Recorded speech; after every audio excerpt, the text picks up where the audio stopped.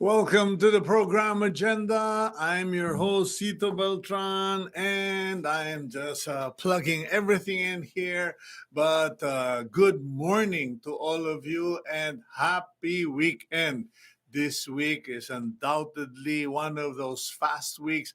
It just went by. It's Friday already, November 26, 2021. Medyo makulimlim po. Although maybe in the video you think it's nice and bright, it's actually been showering, light showers all morning. Alas 5 pa lang gising na ang Kuya Sito and I have been out in the yard and it's drizzling every now and then and it's cool here in Lipa. I hope you are equally cool wherever you are in the Philippines and kung kayo naman po ay nasa abroad, particularly in the US or other parts of the world where you get us via Facebook, I do hope you are in comfortable situation and staying dry, okay? Kasi yung iba sa inyo dyan, experiencing winter already, please be careful. Okay, now today we will be talking or asking a lot of questions about the elections from the spokesperson of the Comelec because many of you have been asking questions related to disqualifications, what happens if a candidate, particularly a presidential candidate, gets disqualified, what will happen to his votes, what will happen if his name is already on the ballots and he gets disqualified, what if the candidate gets disqualified but wins the election, etc., etc.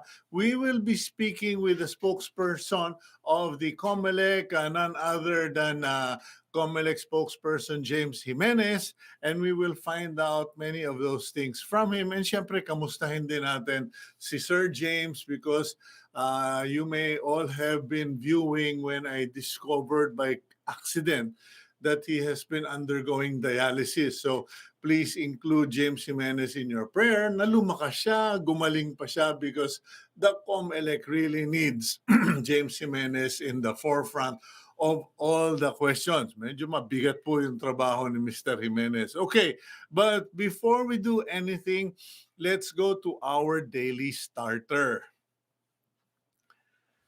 Okay, a year ago, the problems you worried about that felt so big are gone.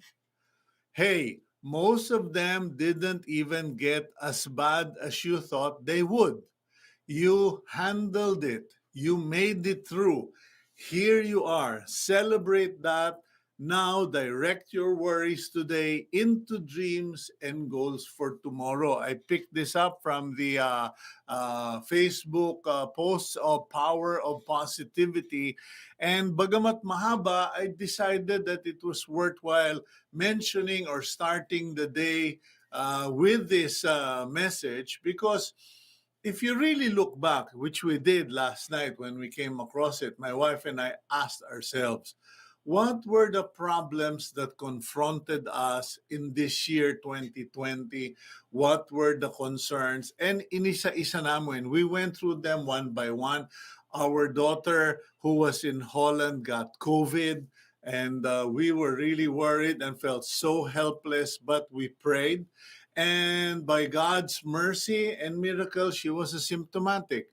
And then we were worried about her getting a place to stay or live while being going to school because in the Netherlands, there is a shortage of 22,000 rooms for college students, university people, and we were really worried.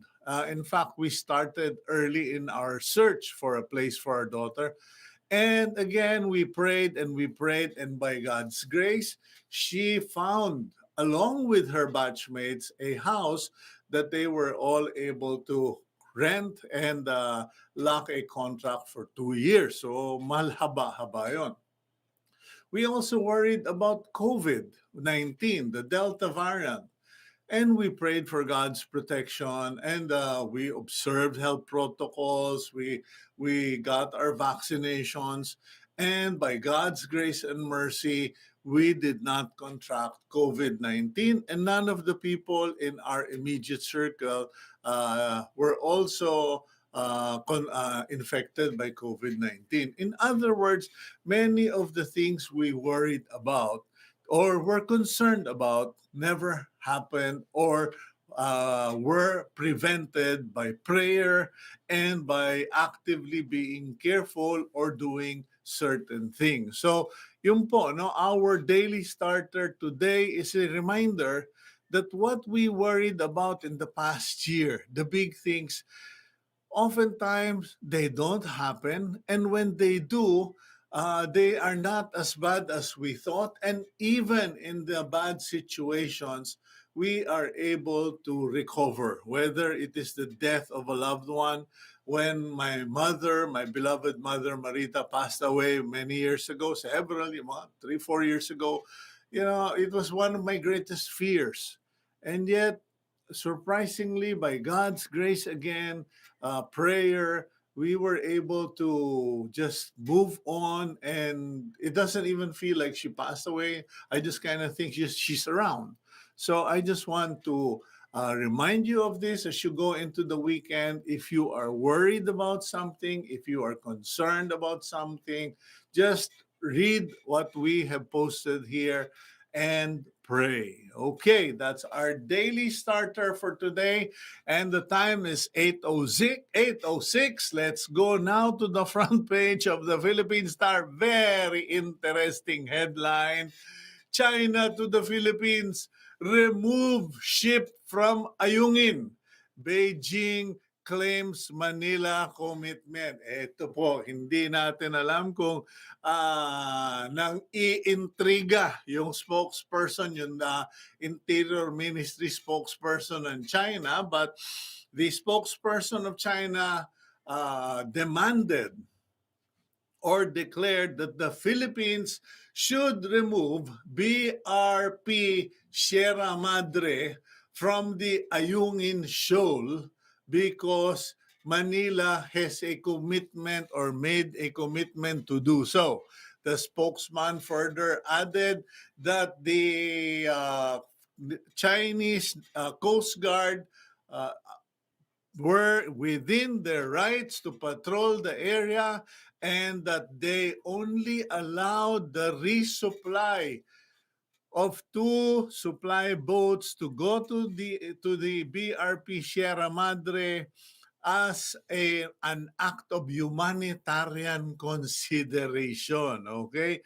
In the meantime, the defense people, particularly Secretary Lorenzana, pointed out na, teka, ano pinagsasasabi ninyo? Anyway, that's the main headline of the Philippine Star. Inuutusan na tayo, hinihirita na tayo ng China. Alisin daw natin yung barko doon sa teritoryo natin. Okay.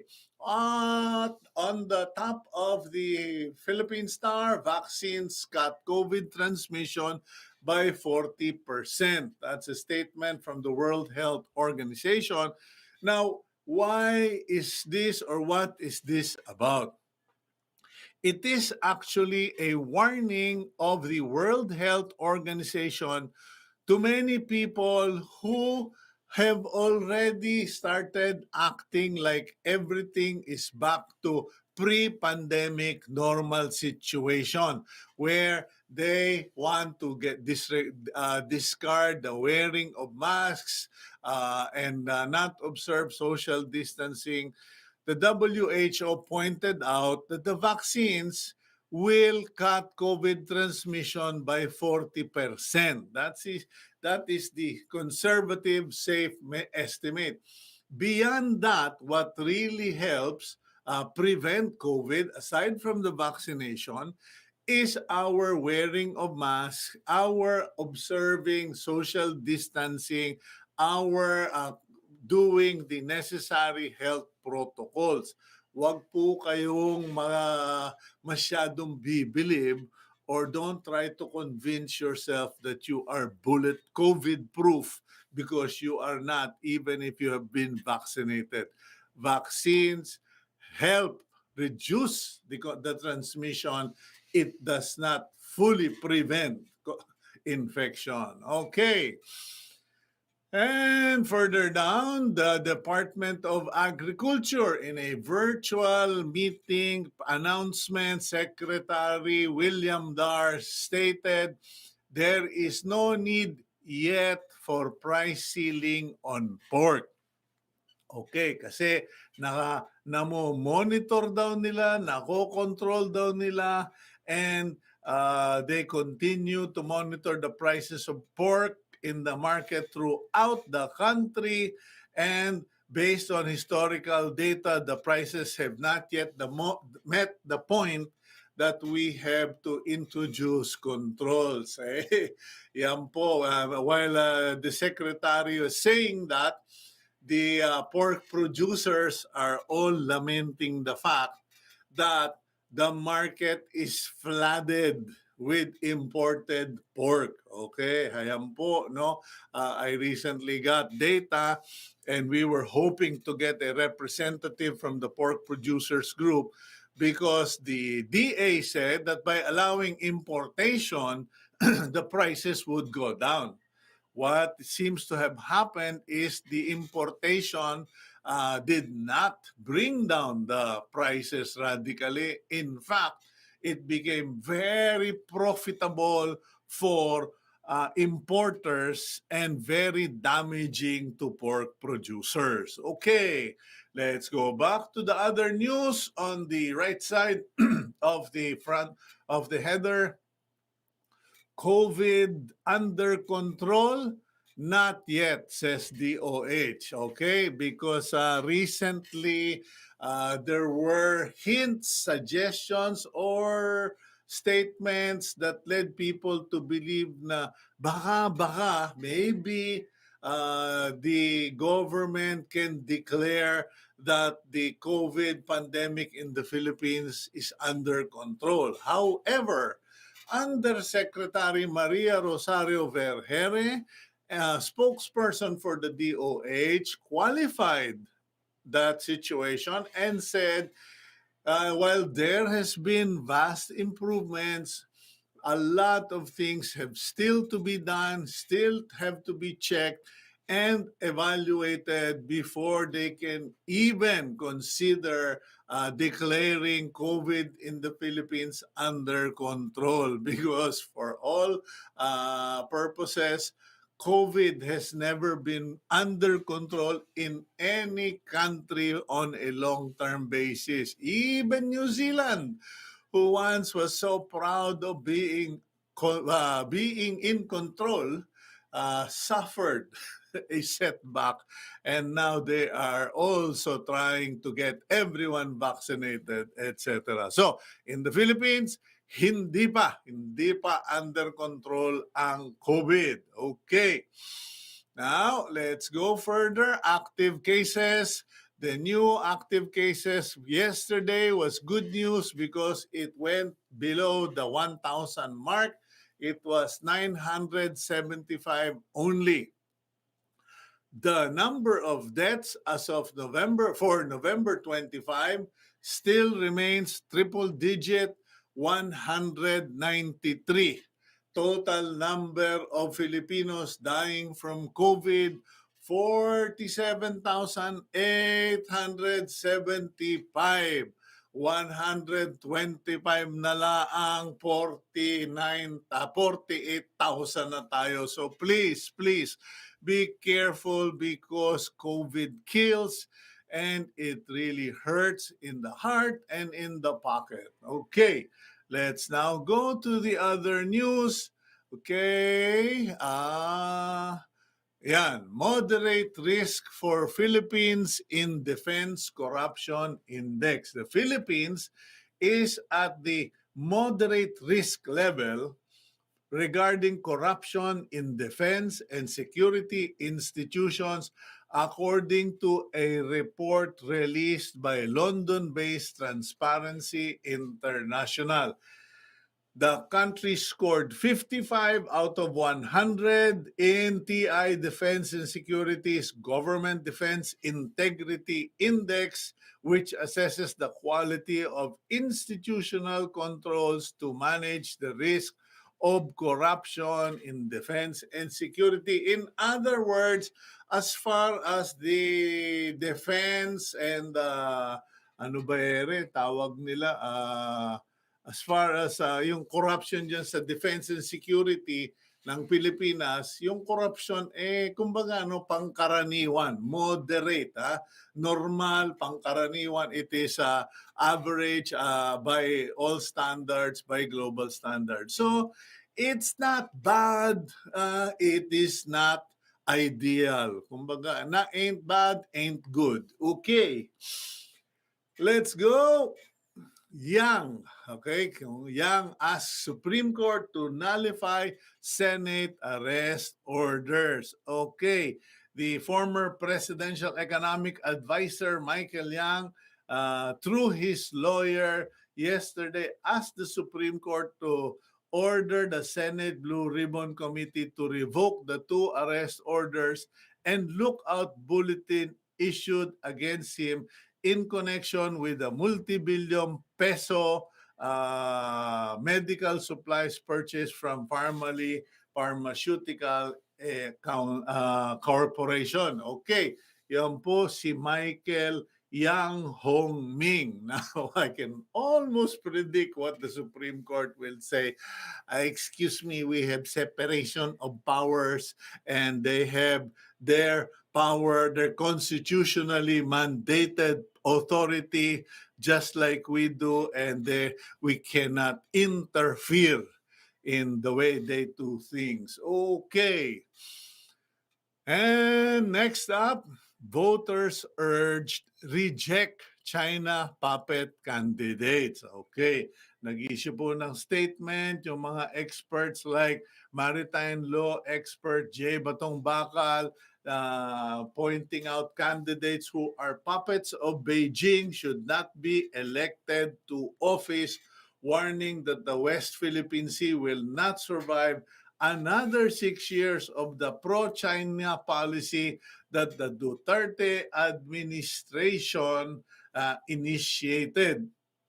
In any case, ayun po, no? So may panawagan yung mga dalubhasa experts in international relations that we should not vote for pro-China or puppet, quote-unquote, politicians. Okay, members of election watchdog Contra Daya rally outside the Comelec main office in Intramuros to call for honest, orderly, fraud-free elections in 2022. We will speak with the Comelec spokesperson James Jimenez after we do the news. Okay.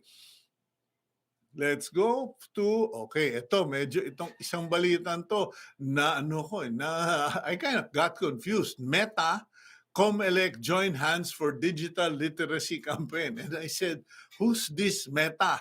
And I forgot that it is Meta Facebook. Meta, formerly known, as the Facebook company, yesterday launched a new digital literacy campaign in the Philippines ahead of the 2022 elections.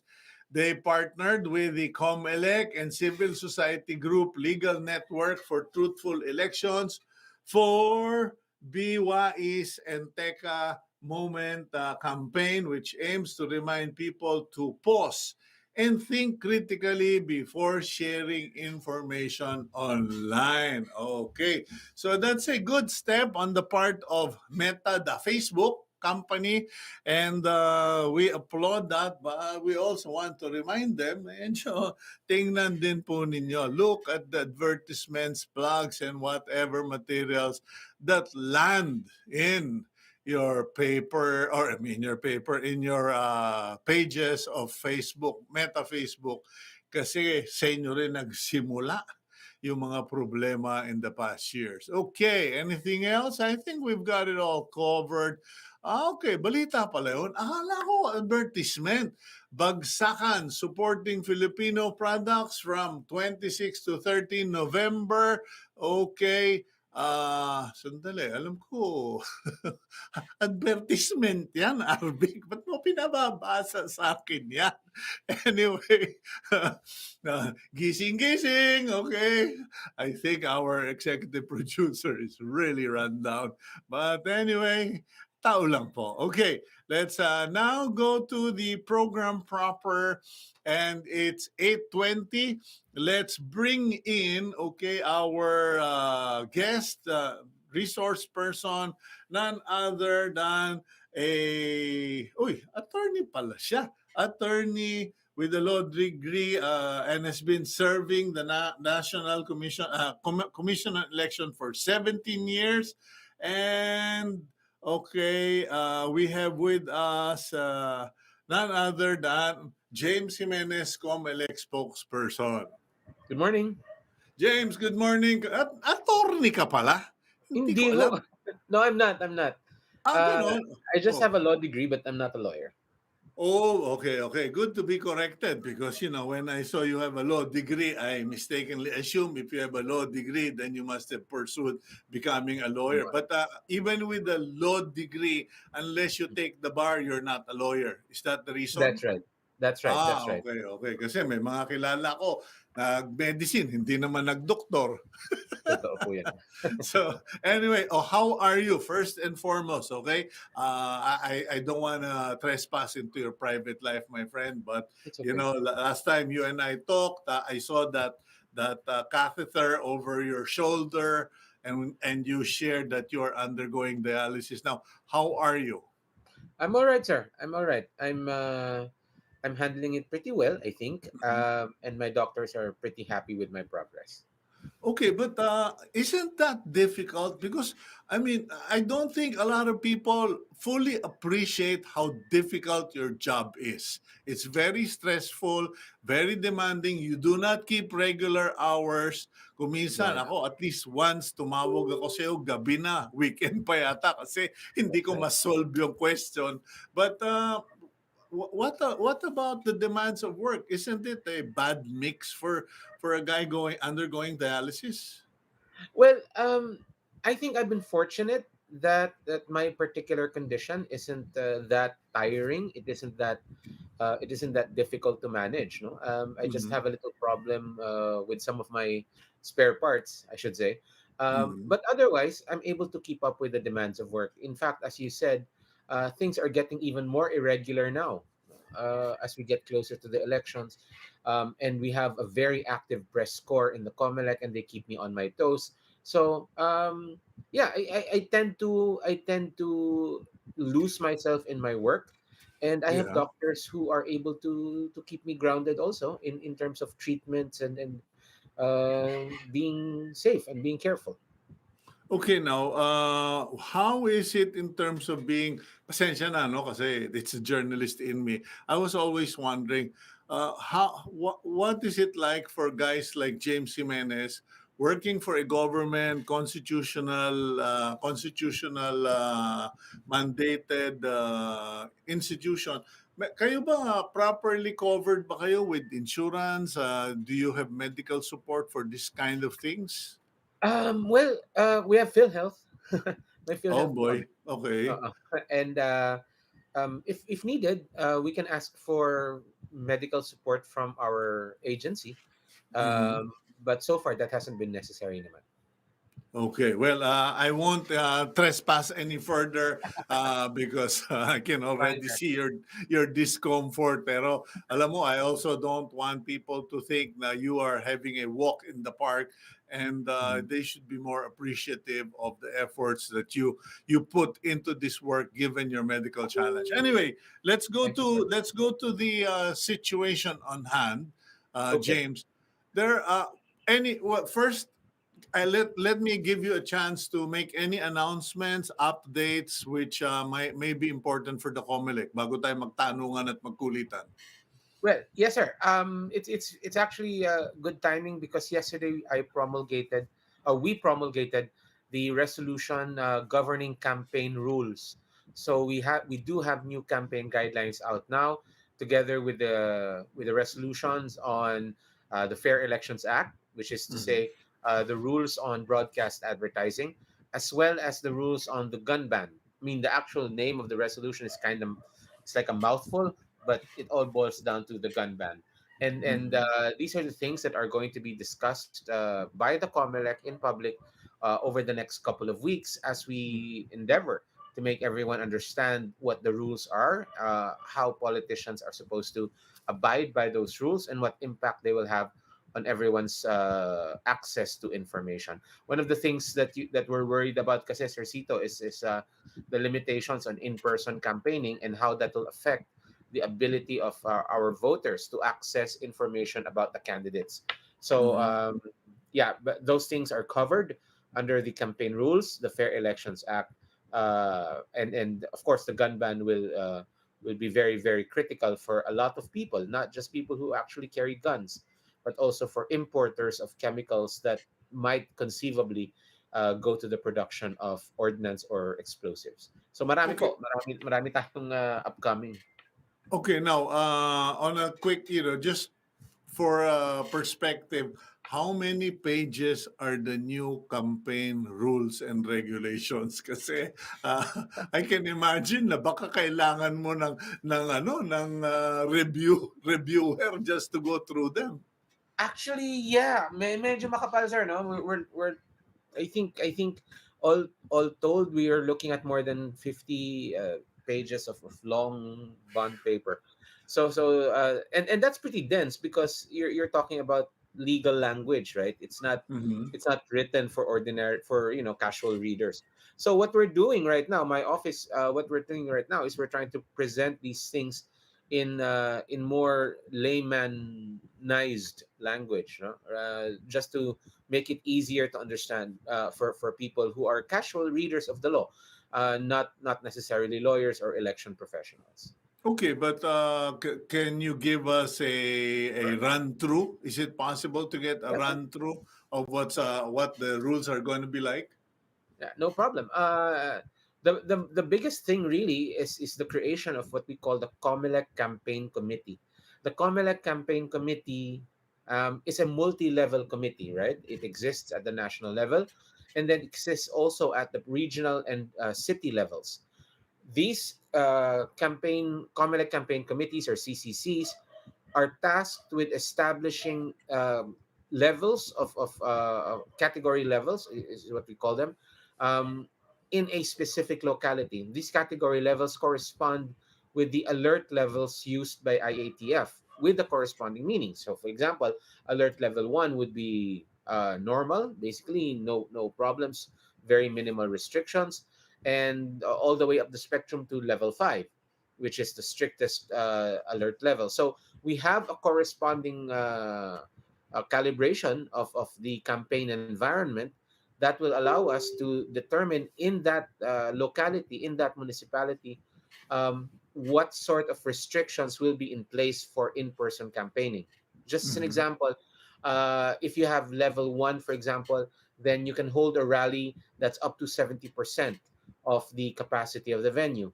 Whereas on the opposite side on the opposite extreme, you have a situation where you have category level 5, again corresponding to alert level 5 from the IATF, where in-person campaigning is absolutely prohibited, right? So it's a range that allows us to be a little more precise in how many people we allow out of their homes to engage in campaigning activities.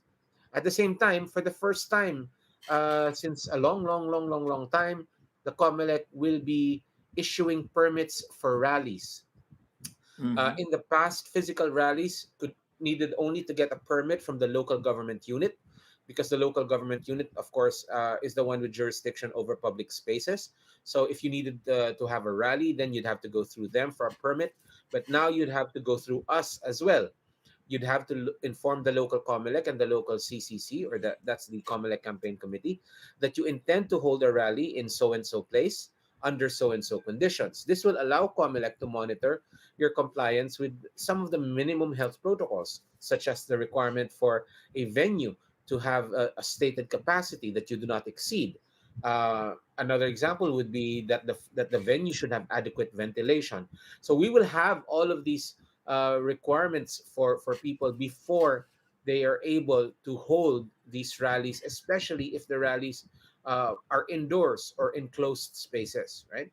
Number Yeah. three, and then very quickly now, we will be monitoring all of these activities through the help of deputized barangay officials. Meaning to say, again, for the first time, Comelec will be reaching out to the barangay officials and deputizing them and putting on them the burden of helping us ensure that these health protocols are actually obeyed. Now, violation of these protocols will be considered an election offense, which can be punishable by imprisonment of up to 6 years, or a fine, or perpetual disqualification from holding office. So it's a whole suite of rules designed really to make sure that the campaigns are safer, and that the people who attend them are protected from the possibility of the spread of disease. Okay, James, I need to go through that because you said that the rules now require venues with stated capacity. Yes, Now, judging from what I have seen in some of the rallies conducted by some of the politicians, half of it is happening in open fields or in public squares. How do you now determine the stated capacity pagka open air?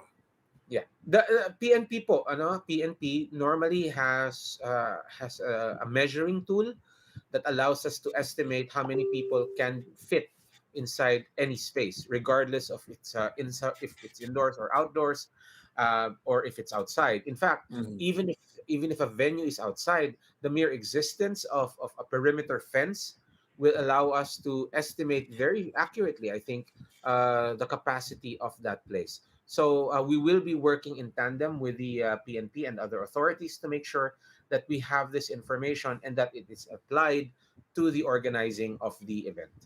Okay, now related to all of that, so you're going to get the PNP to come in. You require rally permits. Yes, So sir. every candidate has to apply in advance. How early should they apply? Because syempre, they have to now make their campaign plans, their schedules, and every stop, every venue has to be pre-applied for, correct? Correct, sir. And that they have a window of about 72 hours. We're expecting them to give us notice and to apply for their permits at least 72 hours before the stated rally. And of course, the Mhm. COMELEC will be holding itself to a standard of a response within 48. Okay, now how do you determine whether the CCC or the Comelec campaign committees is for at the city level or regional level or national level? Kasi there are rallies that are going to be major rallies, but still done in provincial settings. Yes. The jurisdiction of the CCC will not depend really on the size of the rally. It will depend on the location of the rally. And big or small, if it's within a particular city or municipality, then it will be there. Now, when will the regional CCC be involved?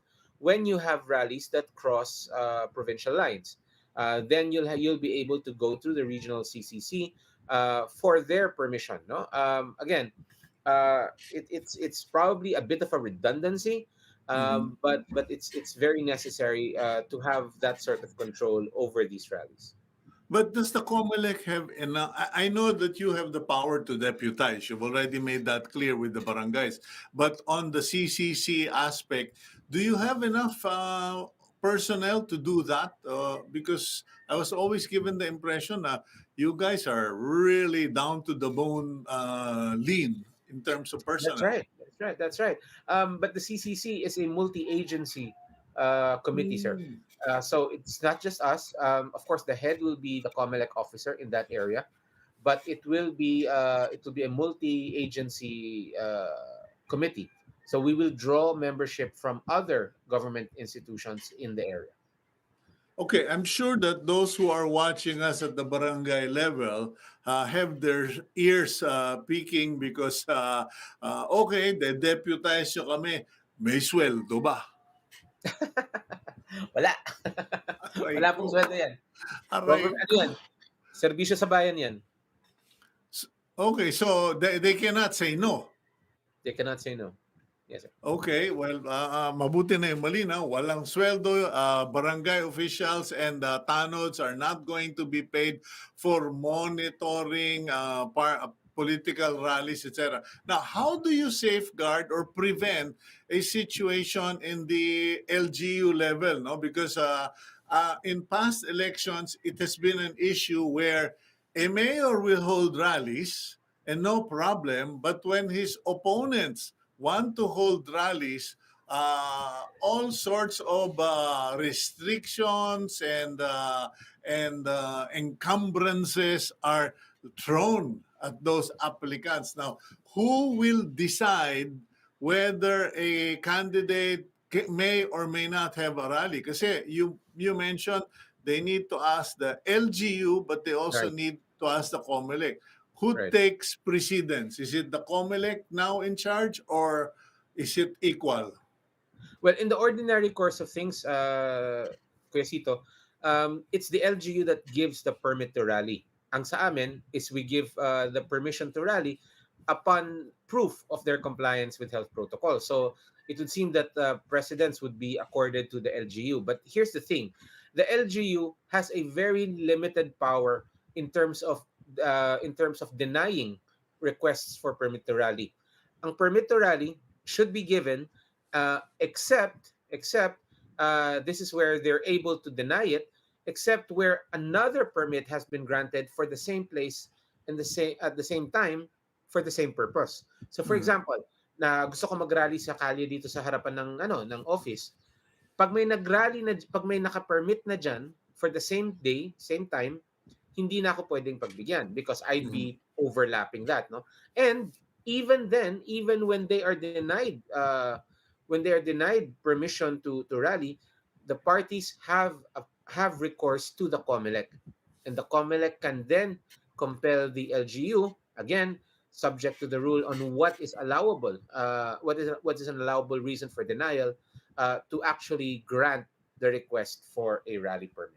Okay, let's go for a quick break, James. And when we return, I just continue this discussion because may mga Sure. nagsasabing, lahat ng dahilan sinasabi, pipintahan daw yung plaza, magdi-disinfect daw ng plaza, etc. And also, who's going to secure the venues? Particularly for health protocol, medical concerns, etc.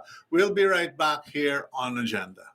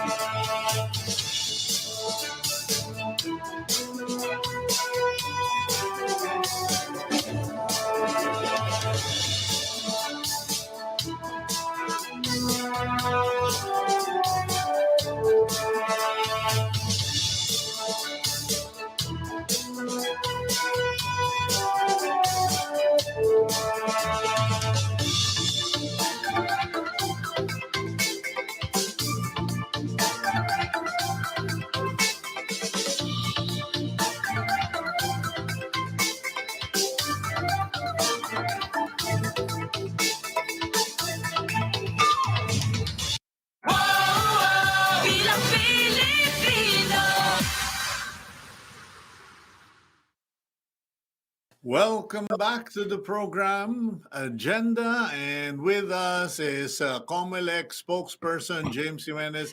James, just a quick connection to that first topic. Yung mga venues, what happens when there is a clear case of a sitting mayor or congressman preventing opponents from using certain venues in their district? Yung bang, ay hindi, magdi-disinfect. Ay hindi, ano kami, tree planting, etc., etc. Yes, sir. Does the COMELEC have power to step in regarding those acts? I believe so, sir. We do have appellate jurisdiction, right? I mean, pag mag-decide sila na ayaw nila bigyan ng permit, the parties will be able to appeal the decision to us. So in that respect, yes, we do have powers to overturn whatever decision the LGU has made. Mm. With specific regard to COVID response measures being used as an excuse not to allow rallies, that would have to defer to the ruling of the CCC. If the CCC determines that it is safe to proceed, then the parties will be allowed to proceed. Okay, now let's go to the to the meat of issues covered by the COMELEC. First of all, yung disqualification cases or issues raised against Bongbong Marcos, Yes, sir. because some of my readers are apparently very concerned. The concern is, why does it take the COMELEC so long to decide on the matter whether he should be disqualified or not? Kasi pag humaba daw o tumagal daw yung process, baka hindi na makapag-file ng appeals or whatever yung mga parties concerned. Okay. Well, first of all, uh, we have to remember that there is due process involved, right? Which means Mhm. that just because one side says that something should happen doesn't necessarily mean it should happen right away. There will be due process involved, especially if you're trying to knock someone out of the running. When you're Mhm. trying to knock someone out of the running, they deserve the opportunity to defend themselves, to defend their Mhm. candidacy. So yan po ang reason kung bakit meron tayong parang nafe-feel natin na meron tayong waiting time. Um, but in reality, it's a very short wait lang naman, no? You have, first of all, the 5-day waiting period to allow them to file an answer. You have the 3-day waiting period for them to file their responsive pleadings. After that, then it becomes a question of how long the magistrate, in this case the COMELEC commissioners, are able to come to a decision. And again, yan, hindi ko yan matataningan. Um, so the purpose of this whole disqualification process, obviously, is really not to facilitate disqualification. It is to determine whether or not there should be disqualification, right?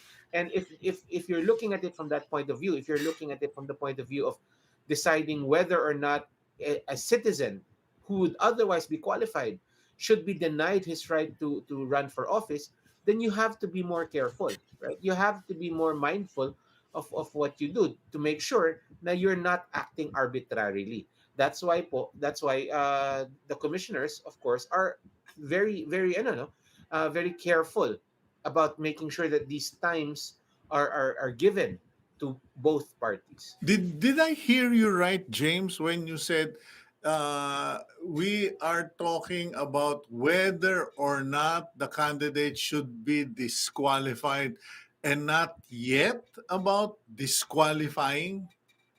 No, no, sir. What I'm saying is, because a lot of people, and this is the sense I get from the public conversation, is that they just want the disqualification because they don't want this person to run, or they Mhm. don't want that person to run. No, mali po yung ganung pananaw. No, this is not about facilitating disqualification because you don't like the person. This is about finding out whether that person should be disqualified, right? So, ibig sabihin, if you look at it from a different angle, should be disqualified is a question of whether this person should be denied what is otherwise his So, right so to run you're for office. in law, you're saying dapat you're determining probable cause. In a sense, you're Okay. determining whether or not there is a reason for disqualification. Yeah. Okay. Um, okay, So kasi iba pa ang yun, first, iba pa yon sa kasi I'm just worried na baka we're talking about a two-step process. Is it Oh a no, no, no, sir. two-step process? No, Oh, sir. No, sir. I'm talking about how people perceive the process. Because a uh-huh. lot of times people are frustrated na i-disqualify nyo na ngayon na. Yeah. Kasi nga, you know, gusto nila people feel frustrated and say that the Comelec is failing its job if Comelec doesn't disqualify this one person. Yeah. Again, the Comelec will only disqualify if there is a reason to disqualify. And we Fine. have to That's determine whether may reason. we all agree with that. Whether you are on the left or on the right, if it comes to rights, we all agree on that. Now the question is, what are the timelines, or is there a deadline for this issue to be settled? Because regardless of who the candidate is, Right. there are several concerns. The printing of the ballots, That's right. the length of the case. Because just to give you an example, I got a email from one of my regular readers, and they raised this issue. If the what happens if the case is decided after the ballots are printed? Mm-hmm. Uh, will Sarah take over? And what about the votes for a disqualified candidate? Yung mga ganun ba? Kasi, Yes, sir. okay. Okay. First of all, this is the case that we're specifically referencing right now is really a cancellation case, which means people are trying to stop this COC from being accepted by the COMELEC. Mm-hmm. That being the case, it's a very small, it's a fairly uncomplicated case, right? And we expect that this will be resolved pretty soon before the ballot printing starts. So as far as this particular case is concerned, this cancellation case, we believe that this will be resolved quickly before the ballots are printed. Of course, as a caveat, I would have to say that if a disqualification case is filed, then a disqualification case is a little more complicated. In fact, even during the campaign period, even during election day, pwede pa mag-file ng disqualification case. And in Mm-hmm. all of these instances, that gives rise to your scenario, Kuya Sito, na nasa balota ka na, pero nanganganib pa rin yung kandidatura mo. And Mm-hmm. that really happens. No? So let's move a little further and say, okay, so you're on the ballot. What happens if you're disqualified with your name already on the ballot? Number one, if you are disqualified and there's no longer any appeal and it's with finality, then any vote that you receive will be considered stray, right? It will not go to your running mate, right? There Mm-hmm. is no succession in candidate among candidates, right? So if the president candidate is disqualified, the vice presidential candidate doesn't succeed as presidential candidate. That person stays as the vice presidential candidate. Mm-hmm. Again, because there is no succession when we talk about candidates. There is succession only when you talk about elected officials. So, What first, happens, yep, sorry James, go what ahead. happens if it's all after the election na? Nanalo, sabihin natin, presidential candidate A, but the candidate is disqualified because of the ongoing proceedings. Who now becomes president? Is it the candidate with the second largest number of votes, or is it the elected vice president?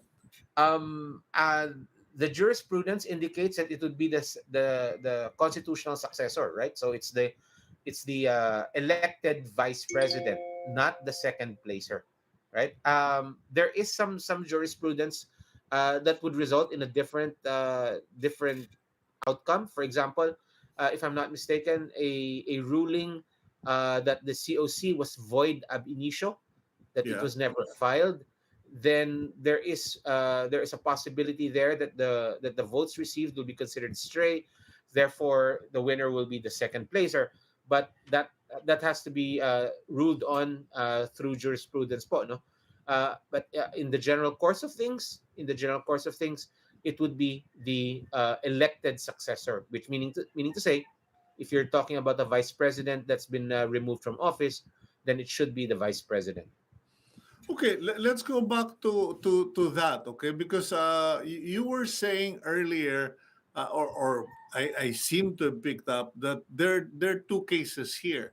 Yes, cancellation of COC, and the other one is disqualification of a candidate.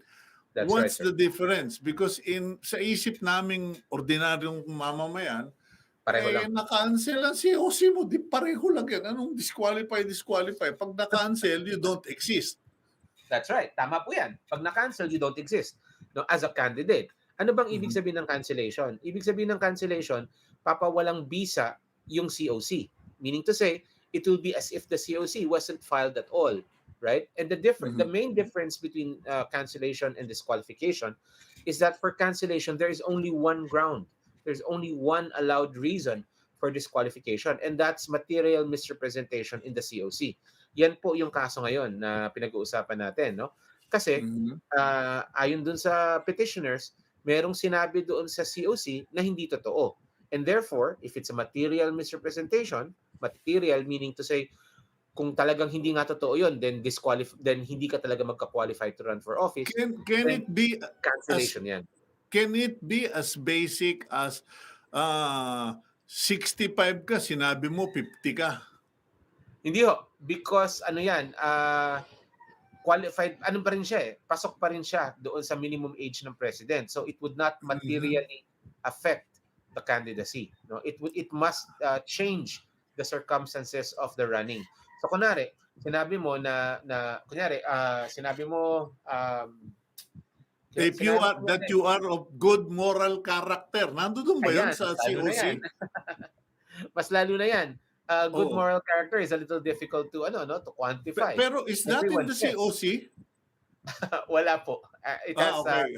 all it Kasi has is a question about eligibility to run, which is a different thing.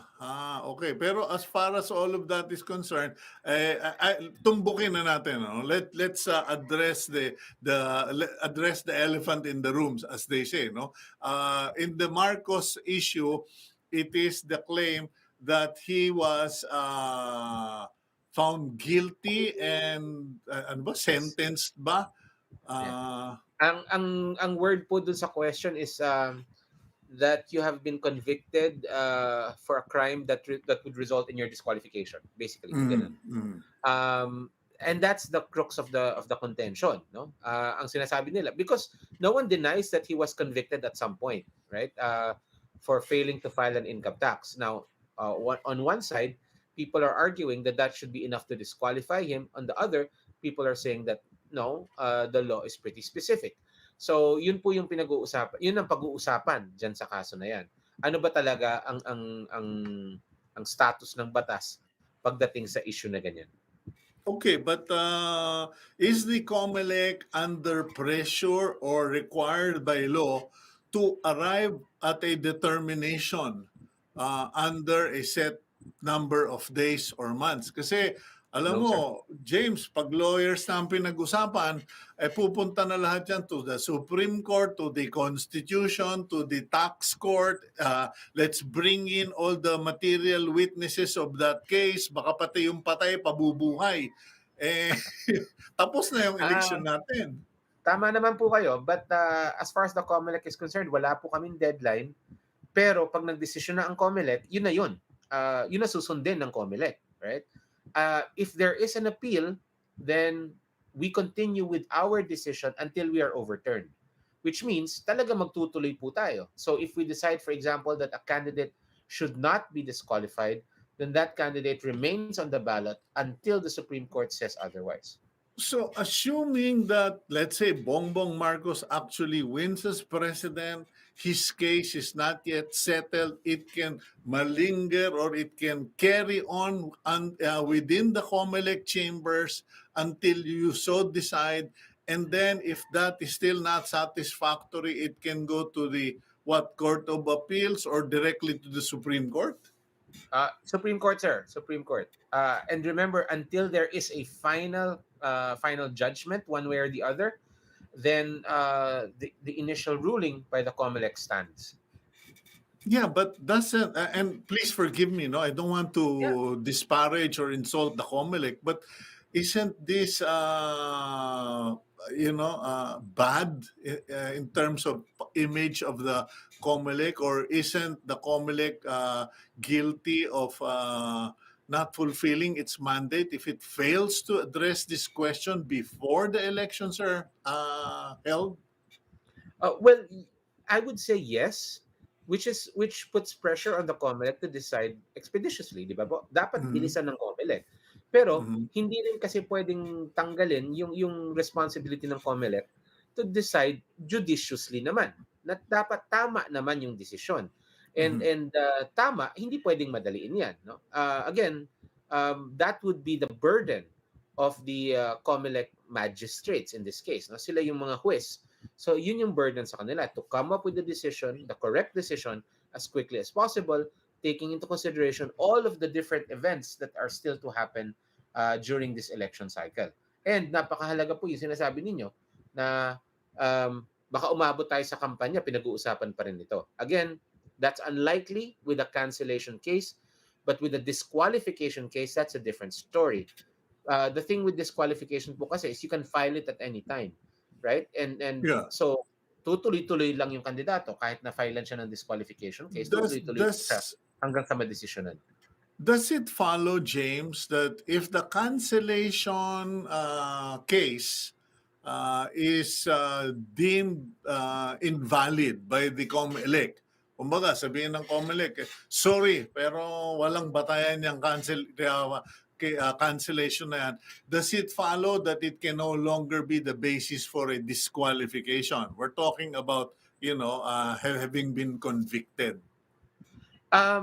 Not necessarily, because the cancellation case is premised on what the candidate said, right? Mhm. So yung the fact na misrepresent niya, yun ang magiging basis, no? I don't see Mhm. how that would inoculate anyone against a disqualification case later.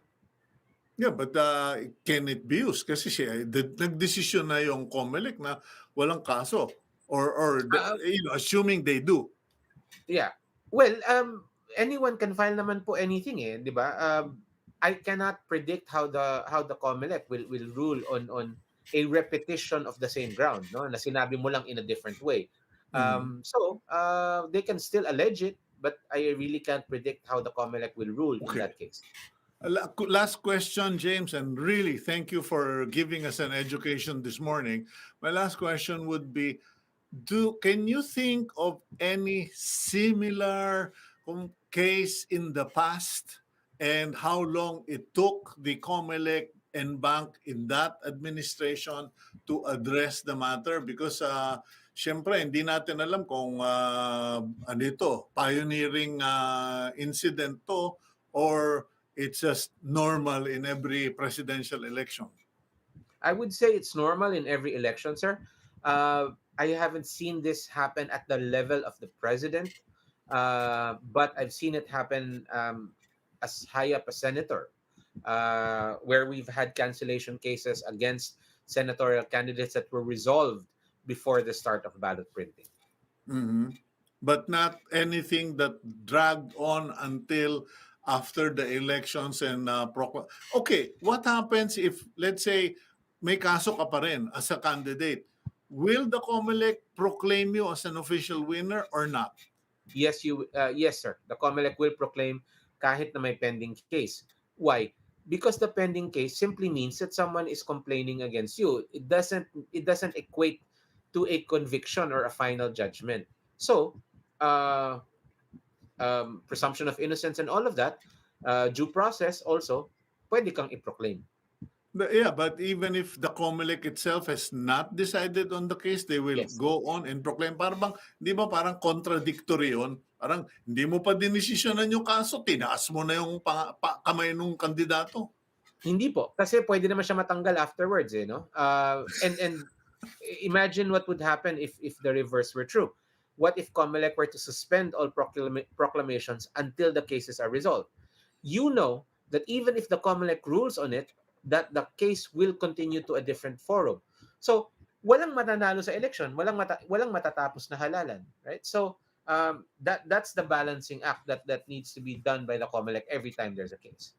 Okay, well, James, that's very interesting and very educational. At least, I had to ask the basic Of questions course, sir. so that people will know the answers sa mga kanilang palaisipan. Anyway, again, we thank you and we wish the Comelec well and we wish you all the best. And like I said, just reach out, call us if we can help you as well. And we pray that you will become stronger, healthier, and hoy, ha, mind your diet. Yes, sir.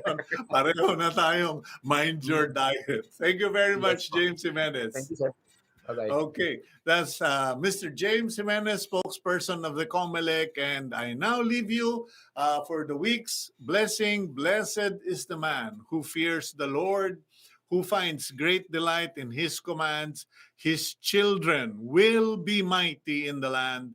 The generation of the upright will be blessed. Wealth and riches are in his house, and his righteousness endures forever. Psalm 112. Maraming salamat po. Thank you for joining us this week.